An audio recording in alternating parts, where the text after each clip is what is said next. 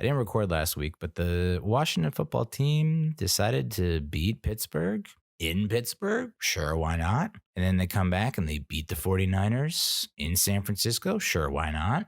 So they've now beaten two teams that we've lost to. And then the Eagles decide to rise from the dead, throw Jalen Hurts in the starting lineup and beat the motherfucking Saints, who were 10-2 and had the league's best defense. Sure, why not? Cowboys beat the Bengals. Sure, why not? And now we're in second place and we have to face the Browns, Ravens, and Cowboys. And while everyone has already chalked up a W against the Cowboys in that final week of the season, I'm not so goddamn sure anymore. The Washington football team has a clear path to the playoffs. If I had to bet, 72% chance of winning the NFC East. Giants have a 17% chance, followed by the Eagles at 10%, the Cowboys at 2%.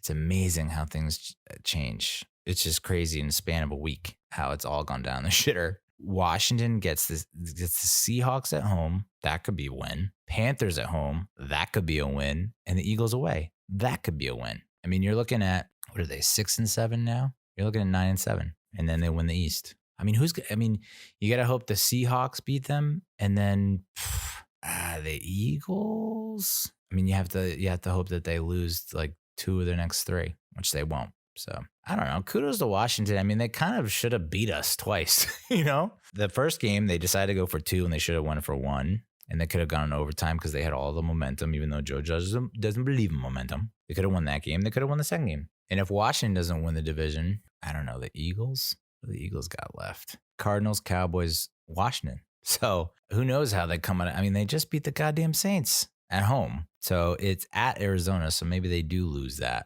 And then they drop to 9 and then we'll be all right. But if they win out, they're 7-8-1. If we go 8-8, we beat them. But if we go 7-9, we get edged out. And then the Cowboys have Niners, Eagles, and then Giants. Home, away. Who knows what the hell the fucking Niners. I mean, how did we lose to the Niners, dude? What are the Niners? Like, what?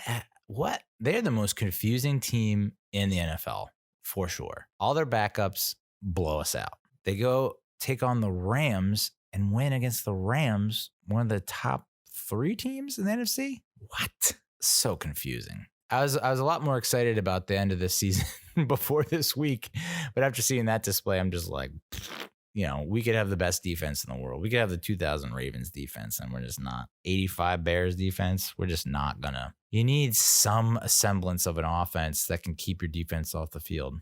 I mean, if we win the Browns game, great. I mean, we have to. I feel like there was talks that we would 6 wins could do it. No, it's got to be. I don't even think 7 wins does it.